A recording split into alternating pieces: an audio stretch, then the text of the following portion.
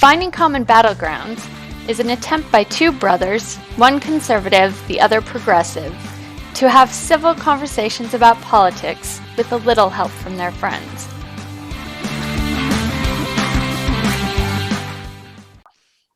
Welcome back to another episode of Finding Common Battlegrounds. Today's episode, we're going to be talking about, should we have pulled out of Afghanistan? So I've got the usual suspects, Josh and Ryan Cragen, brothers, but besides that, that's about all that they have in common. One is a conservative, and Josh is the conservative, and Ryan is the liberal, and they'll be representing those talking points today. So again, the format is we try to give bonus points for anyone who can get the other side to agree with them. So that's what we're trying to do by finding common battlegrounds. And so we'll just go ahead and get into it. I'll give a quick background of what we're discussing, and then we'll immediately jump into the questions. So the war in Afghanistan took place from 2001 to 2021. It's the longest war ever, exceeded the Vietnam War by 5 months. So it was the American War, right? Yeah. Sorry, the first American war. Not to, the 40-year war in England. The 100-year war. Still got us. Yeah. The 100-year Yeah. war. That's right. We're not beating that one. So this was in response to the 9/11 attacks. George W. Bush demanded the Taliban, then the de facto ruling party in Afghanistan, hand over Osama bin Laden. They refused. And we went to war. It had overwhelming support. The House vote was 240-1. The Senate vote was 98-0. So only one representative voted against the war. But it was a Democrat. I actually don't know. The Taliban and the Al Qaeda were mostly defeated by the U.S. forces. It was a coalition of 40 nations that came in. And basically took over pretty quickly. There was an escalation in 2007 to 2009 of violence. And this was Obama had the troop surge, excuse me. Mm-hmm. And that continued through 2011. And then in 2020, under President Trump, the United States and the Taliban signed the conditional peace deal, and which meant that the U.S. agreed to leave in 14 months as long as the Taliban agreed to the terms to not allow any of its members or individuals or groups, including the Al Qaeda, to use the soil of Afghanistan to threaten the security of the United States and its allies. Once Joe Biden was in office, he moved that date back from May to September, and then to August 31st. So it's going to be September 11th. So it would have been rounded out 20 years, but then he moved it forward to August 31st. The Taliban rejected the move, and after the original deadline, they launched an attack, captured Kabul on August 15th, and the president has fled, and they have declared victory. U.S. forces are only remaining in the country to assist with evacuations. So that's pretty much the state we're in right now. Let's just jump into the first question, and we'll start jumping at it. And this one's for Ryan. Ryan, would you agree that when millions of women and girls become sex slaves overnight, maybe we have done something horribly stupid? Josh, anything you want to add to that? The king of loaded questions. Seriously. No, I think that's great, Josh. Absolutely. I'm love totally yeah. One of these days you're going to bite and just fall into the trap. I'm going to destroy you. Gosh. No, I mean, obviously it's a loaded question, but here's the thing. This just happened. Okay. This is what the Taliban does. I'll go through just a couple of the news articles. Okay. New York Post. The woman was put on fire because she was accused of bad cooking for Taliban fighters. Najla Ayubi, a former Afghan judge, told Sky News Friday. They are forcing people to give them food and cook them food. Ayubi said. Also, there are so many young women in the past few weeks being shipped into neighboring countries in coffins to be used as sex slaves. Ayubi, who lives in exile in the United States, says she's collecting reports of beatings, whippings, and other violent attacks on women from thousands and hundreds of my fellow activists on the ground in Afghanistan, many of them now in hiding. I could go. I don't think I need to go on and on about this. I have several things here. One thing I found interesting was another news article said, for example, women became so during the U.S. occupation. For example, women became judges, ministers, and police officers. And in 2020, Afghanistan's parliament had a higher percentage of women in the U.S. or women in their Congress than the U.S. Congress. That's amazing. That's amazing that the Afghan people made Afghani people. Sorry, is that right? Afghani? Yeah, you can say either one. They made right, Ryan. that Did much we do something progress. horribly stupid? I mean, the whole thing was stupid. I mean, I get that we probably needed to get Osama bin Laden, right? And certainly, if the outcome don't is conflate that, these. That's not. I know. Whether we should have gone in is a careful. different question. That's a different question. If the outcome is that tens of millions of women become sex slaves, which I'm reticent to say that's absolutely what's going to happen. Their oppression is going to happen. Like, they're going to leave the position. They didn't have equality. Like, let's not pretend that they had equality, right? But their position, if we can rank it, right? Like, equality would be here at 50-50. Their position is clearly going to go down from where it was, which was below before. I absolutely concede that. Is every one of those women going to become a sex slave? I don't think that's true, right? Let's not say that it's that extreme. But certainly there will be horrific abuse of women. Okay, no question. Let me read this to clarify the picture, because you're right. Not everyone will, but Jihad Watch says, having captured key districts and border posts with Iran, Pakistan, Tajikistan, Uzbekistan, the Taliban are now hunting for women in these areas. All imams and mullahs in captured areas should provide the Taliban with a list of girls above 15 and widows under 45 to be married to Taliban fighters. Okay, these are the posts they're sending out in areas they've captured. They want the local leaders to give them lists of every single woman between 15 and 45, because they're going to take them all. Okay, that's what they do. We know that's what they do. So I understand the need to get out of Afghanistan. I understand how expensive it is. I understand the lives lost, but can you put a price on robbing all these women of their agency, of their freedom? I mean, what is the price you'd be willing to put on that? This is a not even a hypothetical question. What's the word I'm looking for? But do you understand what I'm saying? Can you put a price on that? Well, it's an ethical dilemma. No. I mean, the easy answer, of course, and like you said, this is a loaded question. Right? Like, no moral, ethical human being with Western values, let's just admit that, right? Who considers women to be even close to equal to men, right? And I'm absolutely a feminist and would put myself at absolute equality, could say that that's okay. So absolutely, it's horrific. Everything that they're going to do, I totally disagree with. Conceding all of that, right? So absolutely. I mean, I think we can say we agree generally on the point. It's a bad situation. It's probably only going to get worse. I can only envision that it's going to get worse. So I guess the question there is, well, no. Did we do something I've stupid? spent enough. Did we do something stupid pulling out? Because we have consigned all these women to that fate, all these girls to that fate. We have consigned them to that. We could have stopped it. We could have prevented it. But because of political considerations, we said, nope, we're willing to accept that we're going to allow that to happen. I really want to complicate it, but I think I'll complicate that in some of my points. So I'm going to say certainly it's something stupid. Could we have done something more stupid? Possibly. But let's just agree.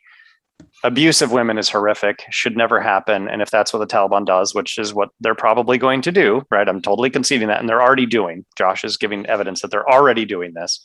That's horrible. That's terrible. I obviously cannot get behind that. All right. Here we go. Loaded questions for the win. Oh, sorry. Where's the ding ding? That's the wrong button. I paused again. You've done that to me a couple times. Yeah. There we go. There's our ding.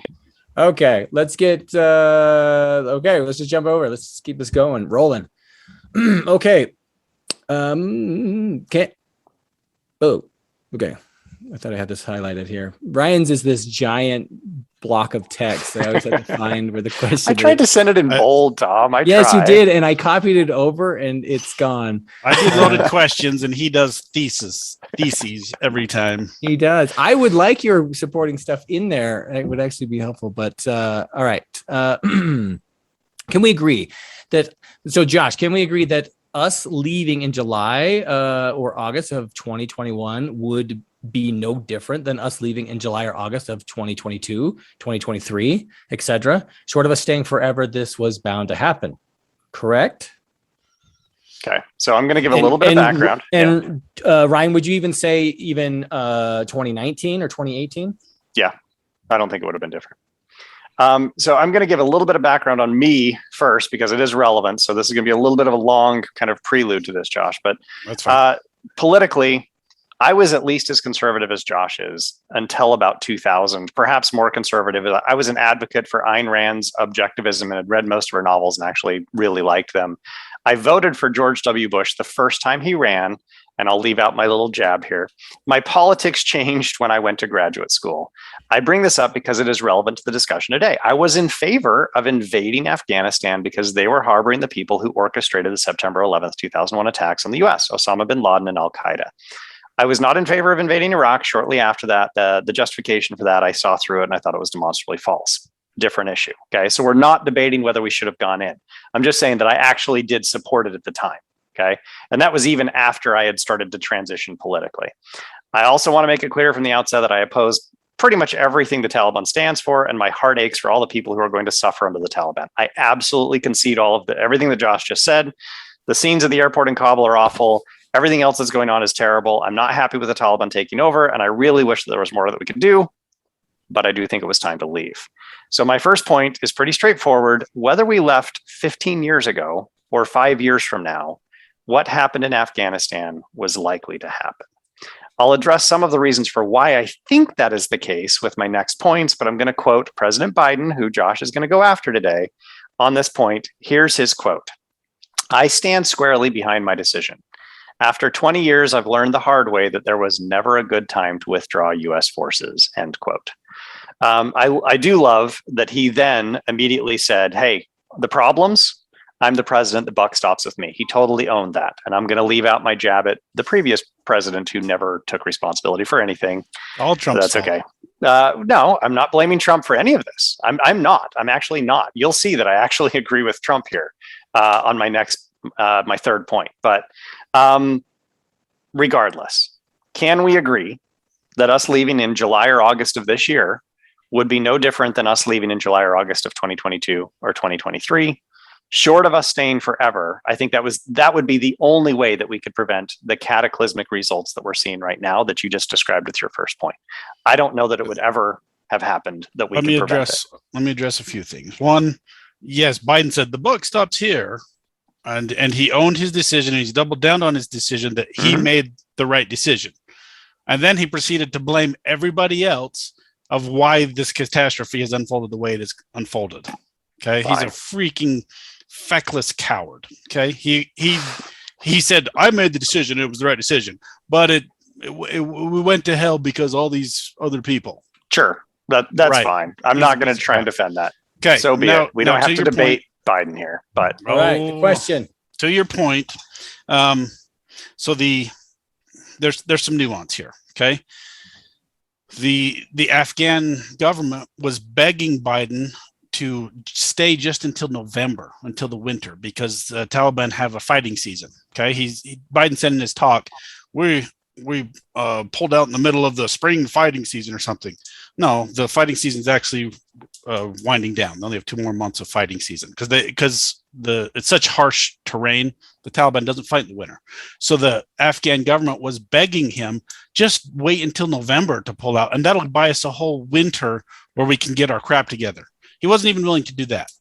And then let's add a little more nuance. Hold on, Josh. Can you get to the point? If we pulled out a year from now, would it have made a bit of difference? Let me give one more bit of nuance. Ultimately, well, okay. Let me explain this. There's a lot of reasons why the Afghan military folded so quickly. They folded in a week. Okay. It was a paper army. You blew on them and they ran away. Come on. That's what happened. In part. There was virtually no fighting. Why? Okay. Because that's a great point. That's a great point. Let me address it just briefly. Okay. Because this is very important. Okay. For 20 years, the best army in the world, our army, trained them. Okay. And here's the problem. And I have some quotes from some generals. Armed them. We also armed. That's my second point. Okay. We trained them for 20 years to fight like Americans. Okay. There's a reason we didn't take very many casualties in a 20-year war, because the way we fight, our soldiers go in and then they call in air support and go, oh, the guys are over there, blow up that building. And it works, and it works really well. That's how we trained the Afghan army to fight. Okay. What did Biden do? The Afghan military was begging him, if you're going to take your troops out, fine, but leave the contractors here that are servicing the helicopters and planes, because we can't fight without them. They needed the civilian contractors, and this is very well documented. They needed these contractors to keep the Black Hawks in the air, to keep the airplanes in the air, because they could fly them. We trained pilots, yeah, but to do airstrikes. Yes, because that's how we trained them for 20 years to fight with very complicated airstrike. This sounds machines. Like a bunch of hokum to me. It's well documented. But let's just get it raw numbers. 300,000 Afghan security forces. Yeah, and our weapons that we gave them versus 70,000 Taliban. Yeah. How the hell did they lose that fight? This is one of the reasons. It's a 5-1. No, let me explain. 5-1 with in superior equipment. How did they lose that fight? I'm explaining. Shut your mouth and I'll tell you.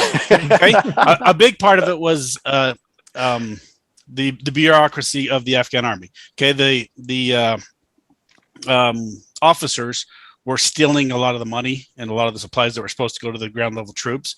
So their morale to fight was like, the officers are taking all the money. Why do I want to stay?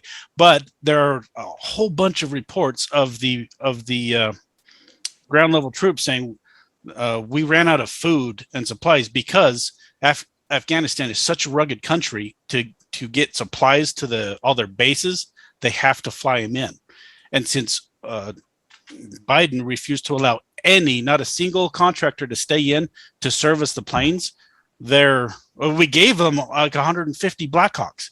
They can't fly them because Biden pulled out every one of the contractors. He said, I will not leave a single contractor. The military was begging him to leave contractors. He pulled every one of them out. This sounds like a really strong attempt to blame Biden. Whose fault was it? It was Biden's. And I get the Afghan military has a lot of culpability here. They collapsed. They had bullets. Why? Josh, they had food.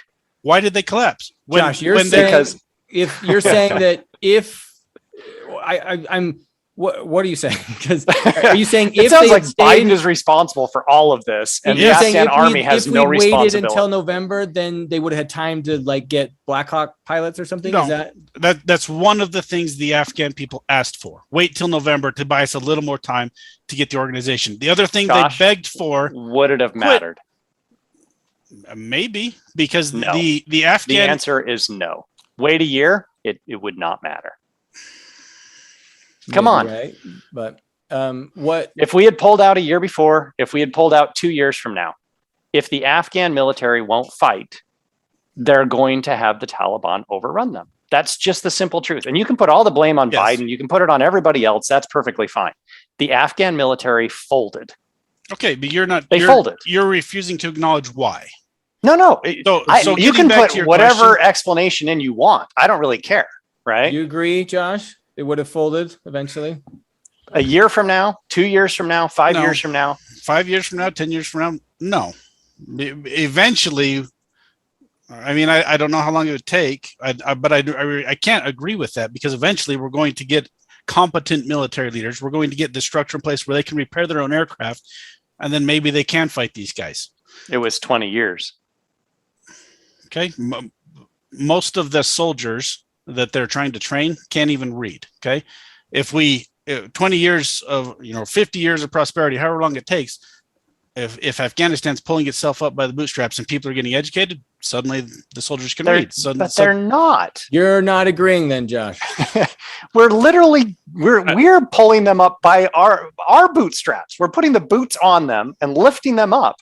And you're saying, oh, they got to pull themselves up by the bootstraps. They weren't. They didn't do it. And we spent $1 trillion on this. $1 trillion. 100% that your kids are paying for. No, you and I are not paying for that. Our kids are paying for this. But it's 100% the Afghans' fault. Biden, the way he pulled I'm not out blaming in such a haphazard matter. It doesn't even matter. It does matter. It does. I want to know, Josh. Do you agree? Because you're back and forth. I can't tell. But Ryan's raising a good point. If we would have pulled out 5 years ago, it doesn't matter. If we would have pulled out 5 years in the future, maybe, probably doesn't matter. I don't know. Put the odds on it. Come on, a year from now. A year from now. What are the odds? 10 years from now, yes. Okay, 10 years from now, you think maybe, right? A year from now, wouldn't matter a lick. You know that. There is no question. I don't know that. Oh, come on. And don't put absolutes on this, because a month ago, Biden was saying this is not going to be like Saigon. Biden didn't know that. Yeah, you're right. I totally agree with that. His advisors knew that. They were telling him. I've heard different stories. His there. advisors the intelligence were telling community him said what that would happen. 90 days before the Taliban can take over. That's what I heard in the most recent reports. That they at least 90 days. They didn't think it would happen in a week. Right. Yeah. So he was being told by his intelligence officers, no way that they could take over the country in 90 days. We've got time to get everybody out. Absolutely. And then the army didn't even put up a fight. I mean, there are like 5 places where there was a little bit of combat. Right. And that was it. I get that. But all right, I'm gonna move on. Next question. All right. Ryan, would you agree that gifting billions of dollars worth of military equipment to the Taliban, a brutal terrorist authoritarian regime, may have been a bad idea? Loaded question number 2 for tonight. Since I don't think we actually gifted it to them, they just got it because the Afghan military gave it to them. Right. So in effect, we gifted it to them because we gave it to people who didn't fight. I guess actually, to Josh's point, since you just said Biden had been briefed that they were going to fall in 90 days, I think we all knew Taliban was going to get the equipment. That's exactly my point. Yeah. Sure. Yep. If we knew this was going to happen, why did we give them billions of dollars of equipment? Well, who screwed up there? Okay, I don't think they dropped that billions of dollars worth of equipment in the last 6 weeks, right? That equipment has been funneled. Sure. Yeah, it's been coming in over 20 years because we were nation building, which is my next point. We were nation building, thinking we were actually going to turn this country into a westernized democracy. So we put in billions, close to $1 trillion into this country, right? And yeah, whether they knew exactly what was going to happen or how fast it was going to happen, we could certainly debate all of that. You just admitted they knew it was going to happen. They thought that there was no way it would fall within 90 days. That was the intelligence community's report. There was no way it was going to fall within 90 days. They were clearly wrong. Everybody was wrong about this except the Taliban. Well, they were the only ones who were right. They knew what was going to happen. They clobbered it. Like they took it. That'll get into my third point. That'll get into my third point. Okay. Bad idea, Ryan? Bad idea. I mean, that's basically saying that we never should have invaded the country in the first place. Because functionally, most of that equipment went in the first 10 years. I guarantee they were not putting more and more equipment in the last. But if we know they're going to fall, whether it's in 7 days or 90 days, why on earth would we leave all of this military hardware for the Taliban to have? Yeah, I think we should have pulled it. Such a major screw up. But sure, but if we had pulled it, right? So if we had pulled it all, then we all would have said the Taliban's going to win. Okay, right? So they left it thinking, hey, the army's going to try and use it. And then, of course, the army's just like, later, guys. They left. And, of course, now it's the Taliban. So it's a lose-lose either way. No. You leave it. If we stayed for a little longer. So that's the third scenario. So Ryan, you agree it was a bad idea, but your bigger point is it was a bad idea to begin with. The whole thing. Yeah. Well, that's a different question, though. It is a different question. So we're not trying to debate that, but yeah. Because I agree with you there. But I don't think leaving was a bad idea, and I'm going to try and get at why. So with some of my other points, are all the consequences horrible? Yes. I'm not trying to debate that. The consequences are horrible. If we had infinite money in the US and we could just keep throwing money at Afghanistan and lives, because we were losing lives there too. Not that the Afghan people were losing more lives, because clearly they were. We haven't lost a soldier in over a year, not since last February. but we've lost over 3,000 soldiers in Afghanistan. Right. Now, let me get And in. over Let me 20,000 ask have the been second injured. question, because I think this is exactly what you're trying to say. Yes. Okay. Second point of agreement then is that even though we should not have invaded Afghanistan, can we agree that the U.S. never should have stayed in the country and attempted to nation build, trying to turn it into a westernized democracy? Yes, I'll agree with that before you explain. Sweet. That's been Hallelujah. We got an agreement. Easy. I Do like. you want to elaborate on that, Ryan, at all? Just a little bit, but I love that we already got agreement. Let me say you something elaborate first. I'll Sure. elaborate first. I loved that you said you were more conservative than me from the get-go on this, because you were. My take was, let's go kill the terrorists, but we should not be putting infantry boots on the ground. Okay. Is nobody watching The Princess Bride anymore? The only thing worse than going up against a Sicilian with death is on the line is a land war in Asia. This is a bad idea. It's a bad idea. I was against putting boots on the ground from day one. It was a bad idea. We should not be nation building. So I absolutely agree with you. You were more conservative than me back then. I was more libertarian. That's not our business, nation building. But that's no longer the question. We're already in there. We're already $1 trillion into this. Yes. Why the frick did we not stick it out? But go ahead. You can elaborate. So you basically did it. So hindsight, of course, is 2020. We shouldn't have invaded Afghanistan, I think, is the position now. But I, like most Americans, was smarting from 9/11, right? And I was like, okay, let's do it. So this doesn't directly answer the question we're addressing today, but I think Josh will agree with it. To quote philosopher and novelist George Santayana, quote, "Those who cannot remember the past are condemned to repeat it," end quote. The U.S. has tried nation building in the past. Vietnam, Korea, Germany, and even Cuba, we tried and failed. We never even made it in. All of those failed. Well, maybe Korea and Germany were partial successes, because literally we divided the country in half and tried to build them over 50 years, right? While the other half did different things. We could potentially claim some success with Japan. Tom knows more about Japan than probably both of us combined, so we can let him address that if he wants. But I think the circumstances with Japan were radically different from Afghanistan. I think the closest analog to Afghanistan is Vietnam. This is going to sound awful, and perhaps I'm wrong. And if I am, the two of you feel free to jump down my throat on this. But I'm fairly convinced as a result of Afghanistan that until a population or society is ready to fight for democracy, they won't have democracy. So my second point of agreement is, can we agree that the U.S. never should have stayed in the country and attempted to nation build? And you already agreed with that. So I'll even back up your point more. Learning from history quote. We just saw Russia do the same thing in Afghanistan. Yep. Ridiculous that we would try. Ridiculous that we would try. And we bankrupted this way, and that's how we collapsed the Soviet Union. Yeah. Because we got to spend hundreds of millions of dollars while they spent billions, and all we had to do was arm the Taliban. Mm-hmm. Right. Because that's who we armed. I bet Russia did some arming of their own against the Taliban, right? They're so happy. I actually looked for that to see if we had any evidence of that, and I couldn't find any. But the Taliban and Russia have been communicating this whole time. Yeah. So we do know that they've been communicating. There's no evidence at this point that Russia was sending arms, but come on, it's Putin. They have a whole bunch of AK-47s, a lot of ammo. All right, let's move on to the third round here. What is it called in? Is it double jeopardy? Yeah, double jeopardy. I'm betting everything. Third That's round. Final Jeopardy, Josh. Final. My bad.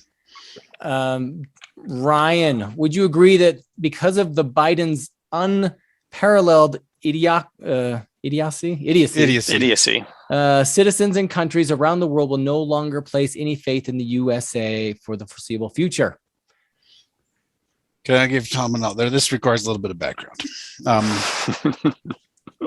Okay. So bear with me for a second. I'm sorry. This one is not more concise, but it's very important.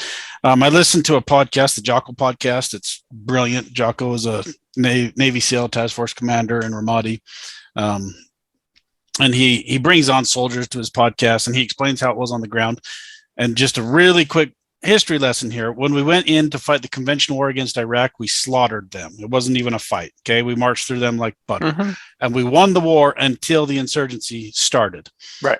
And we didn't know how to fight that. the insurgents they looked like the civilians they were hiding behind. They'd come out and hit us or do IEDs, and then they would melt back into the populace. Unconventional. Yeah, we didn't know how to fight that. And so we tasked our soldiers with this impossible task of killing all these bad guys when they couldn't even identify them. And what they had to do is build relationships of trust with the civilians, because the Taliban would come in, or Al-Qaeda, or whoever were fighting in Afghanistan or Iraq, is pretty similar. They'd come in and say, if you help the Americans, we'll kill you. We're taking your young man, we're going to turn them into fighters, and they would cow the civilians.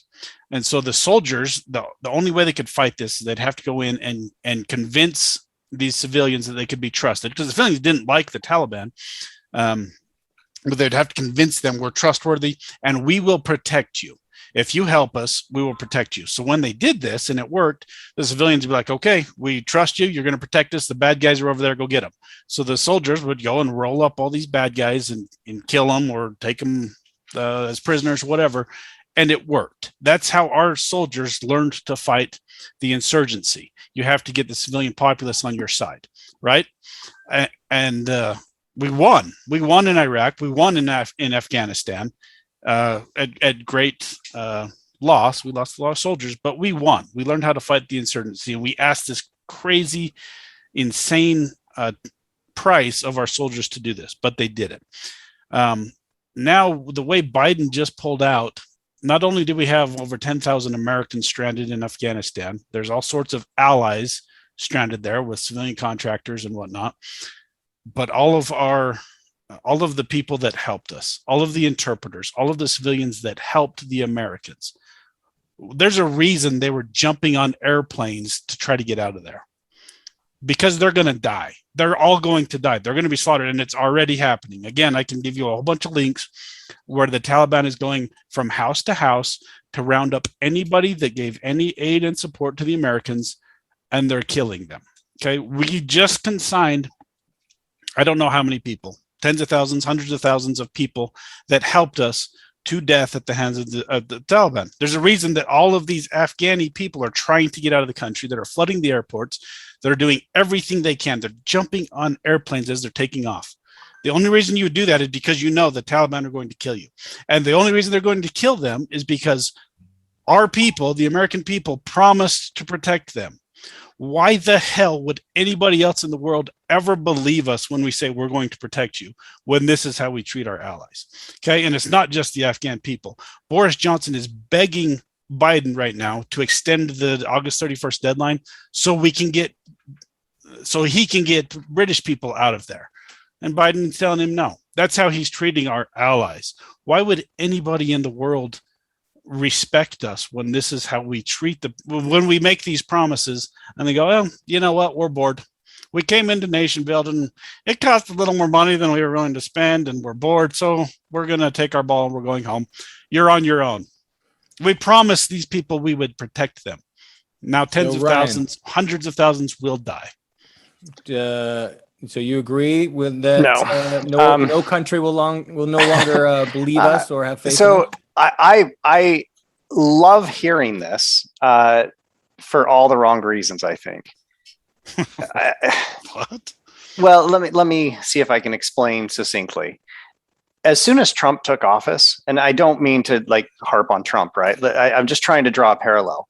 As soon as Trump took office, left-leaning individuals said the exact same thing about Trump and all of our allies around the world, that no one was ever going to want to ally with us because he went after NATO, he cut promises, he broke promises, he undid the Iran kind of nuclear agreement, right? He undid all sorts of things. He broke the Paris Climate Accords. He undid everything. And everybody was like, no, none of our allies are ever going to trust us again.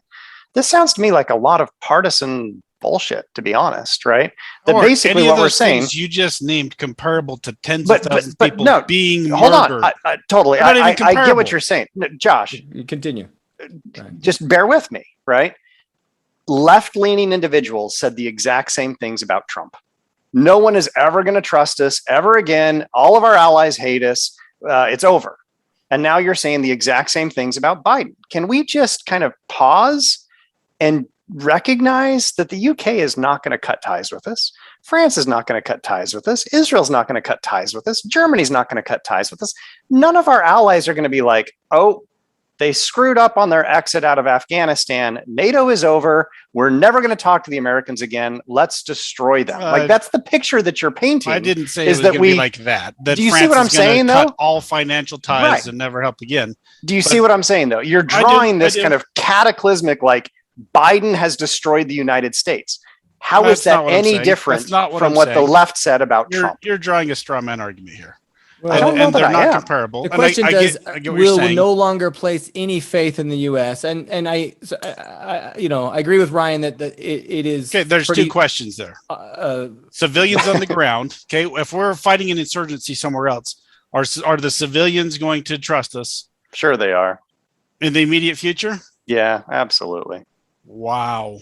Okay. Of course they will, Josh. I guess we'll disagree on that. Why would they? We just abandoned maybe 100,000 Afghani people. We just abandoned them. I have no idea how many we abandoned, right? And certainly we're trying to fly people out, but it's a complicated issue. I mean, we could blame all sorts of people for why this is happening. And I don't want to put all the blame on Biden. Because he screwed up. But do you see what I'm saying?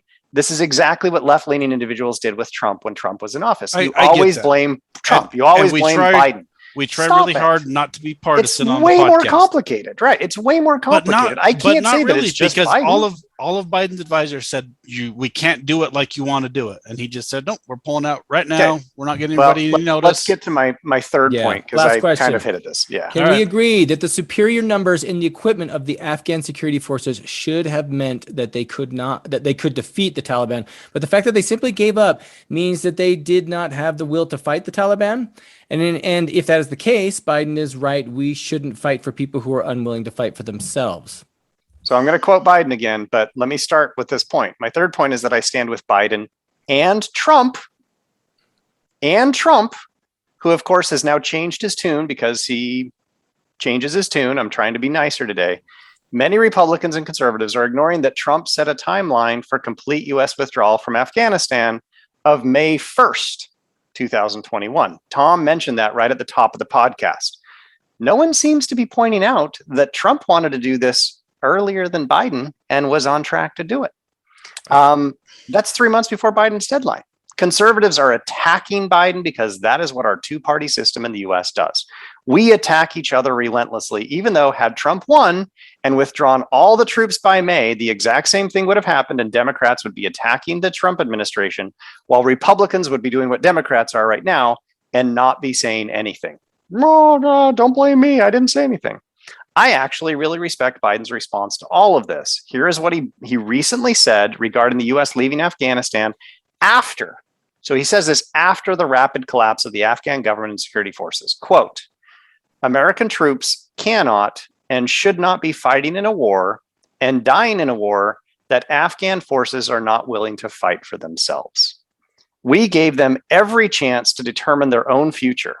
We could not provide them with the will to fight for that future. End quote.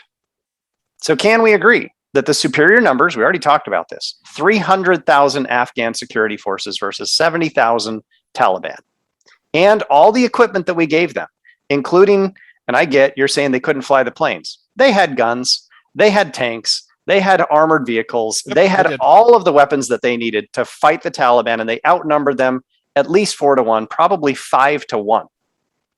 Can we agree that the superior numbers and equipment of the Afghan security forces should have meant that they could defeat the Taliban, but the fact that they simply gave up, and that is the evidence, there was very little fighting. They put down their arms and walked away. Okay? They did not have the will to fight. That's what that means. They did not have the will to fight the Taliban. And if that is the case, I think Biden's right. We shouldn't fight for people who are unwilling to fight for themselves. Josh, it's harsh. That's cruel to say, especially in light of everything that you're saying. Okay. You disagree. And this is hard because you're going to throw the fact that I'm a libertarian at me. And I get that. We shouldn't have been there in the first place. But the fact is we were there and we had the chance to save all these women from becoming sex slaves. We had a chance to save all of these guys that were helping us from being murdered. So who's to say we shouldn't fight for them because they can't fight for themselves? If you're walking down the street and you see, an old lady getting beat up by some thugs, this is I'm extrapolating this too far, but to make the point, she can't defend herself. That's her problem. Okay, but Josh, we're Americans. Okay, we have every advantage. But we gave them. They had them outnumbered. So we gave them all the training, all the resources, and they were outnumbered. You already admitted we knew they would still lose. We thought it was likely. Why would we just leave and get them slaughtered? So how long are we going to stay? Are you going to send Gunner to Afghanistan? As long as it takes. You're going to send Gunner to Afghanistan to fight this war? We're already there. We made them promises. Yeah, we're going to stay as long as it takes. I don't agree. It worked. You mentioned this earlier. It worked in Germany. We lost. It worked in Japan. It worked in South Korea. Yeah, it didn't work in Vietnam because we did not work in Vietnam. And there's a whole bunch. I mean, we could go into the whole Vietnam War. And let me get back to something you said about Trump. You're saying Trump's culpable here. No, and he wanted to pull out. I'm not saying Trump's culpable. He's no more culpable than Biden. Yeah, I'm saying he had a hard deadline too. Okay. No one's pointing that out right now. Everybody wants to get out of there. But Trump said, I want to pull out, but I see that if we do that, this is going to be a disaster. He said that. He says that now. No, he said that back when before he lost the election. He absolutely did. I'd like to see that quote. Find me the quote. I'll find it for you when we're done. Pre-November 4th or whatever. Because Trump was like, he wanted to get out. Do it. And he didn't. He pushed it back, saying if we pull out now, that sounds like revisionist history to me. No agreement. No agreement. Dang. You fail the phone. There was a total fail tonight. Very little agreement tonight. Half. I'm kind of amazed that there was no agreement on this, to be honest. I mean, I would have thought my libertarian brother would be like, we don't belong there. We should never be there. We should leave. We shouldn't have ever been there. But since we went, but that doesn't align with libertarianism at all. I knew you were going to throw that in my face. That's just true. I don't hold you accountable. How am I the stronger libertarian tonight? Well, what's funny is listening to you too, is you guys are taking, like Josh is taking the liberal stance, and Ryan's taking the pull them up by their bootstraps. They didn't just stand up on their own, and Josh is like, the women and children, we can save them. And You're like, absolutely right, Tom. If we turn this over to immigration, then you guys would like flip flop over again, right? And be like, Ryan would be like, oh, the women and children, right? And Josh is like, let them take care of themselves. But Tom, you're absolutely right. It's interesting. All right. Is it closing arguments then? So, Ryan, you want to give your concluding thoughts? Yeah, I mean, it's really hard to disagree with everything that Josh is saying, right? He's making very compelling arguments. We made promises. I don't know that we ever made a promise to stay forever. That's fine, right? But we made promises. I am really reticent to say that, hey, if we train you, we give you all the resources, and you've got a big old army and you can't stand up for it. Like you can't fight against an inferior force. There's really nothing we can do at this point. Yeah. Like at some point we just have to cut and run and just be like, you know what? We did the very best we could. And, Josh said this too. We saw Russia do the same thing. We're idiots. Our country is stupid for actually thinking we could do something in Afghanistan, because who has ever succeeded in a land war in Asia, including in Afghanistan? We never should have been there. Once we got in. Yeah, Alexander the Great. He's the only one. 3,000 years ago, literally right? The only one. And don't get me wrong. What the Taliban is going to do, horrific, terrible. Everything about that is wrong. Everything about that is wrong. And if even a single woman is treated as a sex slave, that's horrific. That's terrible. There's no good thing to say about that. Right, what do we do in this situation? What are your thoughts? So I mean, what I'm hearing is you did put a price on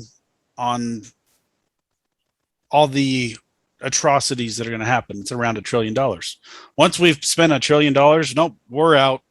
Sex slaves can happen. Everybody can be murdered. And you make great points. I don't want to be there either. I don't like the idea that we're fighting somebody else's war.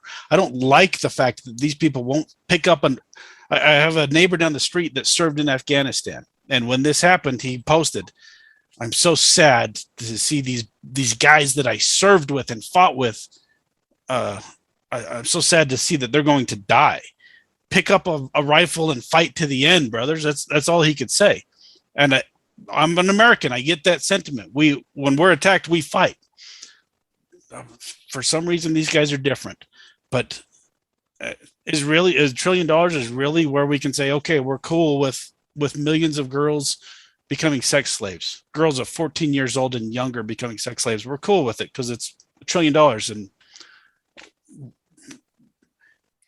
we shouldn't have been there. I agree. We shouldn't have tried to nation build, but we're there. Okay. And we can help these people. We have it within our power as Americans. We're the greatest nation on earth. We have all this luxury, and since it's far away, we're just going to say, okay, we don't care that they're sex slaves now. We don't care that these people are going to be murdered. We don't care. But that's not what anybody's saying, Josh. Not a single person is saying that's what we want to happen. But that's what we did. And actions speak louder than words. We said $1 trillion is too much. We're sick of this war.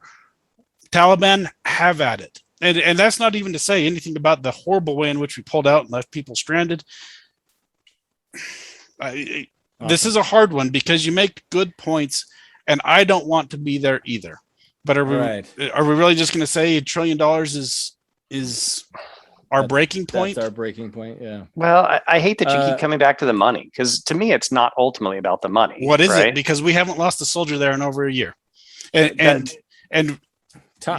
you said in your closing argument, what can we do? Well, we knew what we could do. We could leave some planes there and some contractors there and 2,500 soldiers. And that's enough to support the Afghan army. That's enough to refill their bases and make sure their troops are fed because their officer structure sucks. That was enough to keep the Taliban where they were. That was enough to fight the standstill war. 2,500 soldiers, a few pilots, and some private contractors. Indefinitely into the future. Okay, you ready for Tommy's take? Okay. Let's hear it, Tom. Let's hear it. Yeah, okay. Here's my thoughts. So I was totally for, the Afghanistan war. Of course, I was much younger and stupider then. And it was kind of funny because it wasn't until the war in Iraq that I was like, why are we going into these countries? Right. And because that one was really ugly. And I'm like, what are we doing? And I don't know. Can you bomb the crap out of a government and then till it's dysfunctional and then hope that another government comes into place? I don't know. Right. But would that have been a good government won't. Those power vacuums are always filled by warlords. Typically, right? And so I don't know what what is the correct solution. I don't know, but so there's a couple of things that I totally think we totally should have gotten out of there. Could have gotten out of there 10 years ago, and should have gotten out of there 10 years ago. And so I totally agree with the pullout. Now here's what I don't agree with, and so I'm in software development, right? Anytime we launch anything, there's always a contingency plan. There's 2 or 3 contingency plans of like, well, if this happens, this is how we pull back. This is how we revert back to this old thing. And it felt like we just sort of ripped the Band-Aid off and ran. And I'm surprised. One, I'm surprised we gave a date. We made an agreement with the Taliban. That seems stupid. Why weren't we pulling out over a phased approach over 2 years, like a regional, like we're going to pull out of this region. These are low hazard regions. Let's get out of these and see what happens. Because it was actually a month ago that I read a report about an Afghan squad that got assassinated by the Taliban. And they had a video where they had the guys come out and they shot them all. And one of the captains was actually a son of one of the Afghan generals. And so it was kind of a big deal. And I was like, wow, sounds like things aren't going well there, right? And I think this is the northern part, and the Taliban was attacking. And I was like, so I was really shocked that we were just like, and we're out, right? And it seemed like that the plan was. I'm always shocked. Like if either of you remember the Iraqi war, we went in and we took out the government, and there was the 3 days that like there was all the looting and stuff, and it was as if we didn't have a plan for what would happen if we won. Or we weren't expecting to win that quickly or something. And I remember it was the Secretary of Defense, I think. I can't remember his name. Rumsfeld, yes. Who just died. He was saying, they're just celebrating. They're excited. They're like robbing each other and stuff like that. And you're like, this doesn't look good. No. And you're just like, what? Did we not have a plan for this? Nope. And it feels the same. He said he had plans with this. It feels very simple and very just like, oh, and we're out, right? And you were like, I think, this could have been executed much better. And I would say 100% we should have pulled out.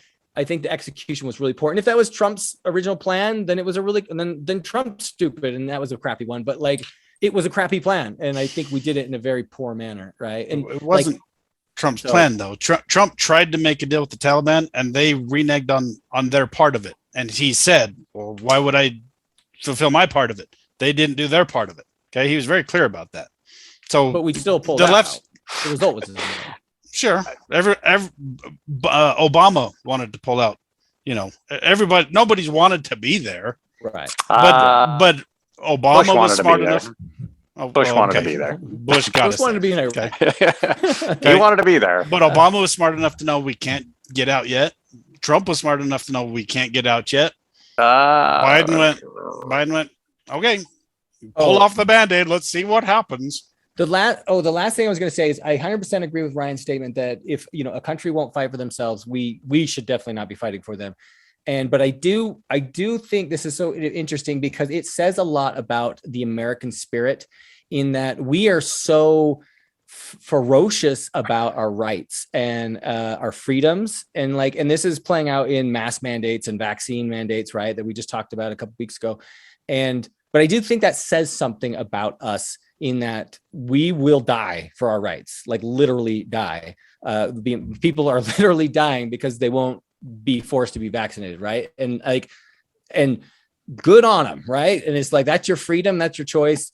Good for you. But I do, there's something to be said about that. And because it is sad. I'm heartbroken just like everybody else is. Like, these 300 soldiers couldn't protect the country, and now look what's happening, right? Look what's look at the result. All the women, children, freedoms, their world is going to get turned upside down, and it's the saddest thing, right? And then you're like, what, guys, come on, and so that's heartbreaking. Anyway, all right, I'll wrap it up, and thanks for tuning in for another episode of Finding Common Battlegrounds. I hope you found that insightful and fun, and so we'll be back again with another episode.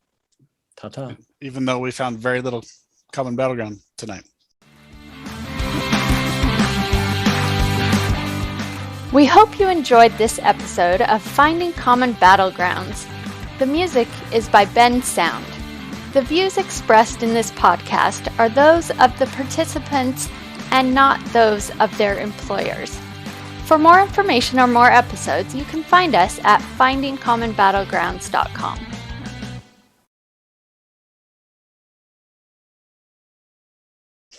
And you guys are wearing your Ryan in his usual red shirt and Josh in his blue, right? I think this is black. It's a blackish blue. All right. Yeah. Could be the fish light behind you.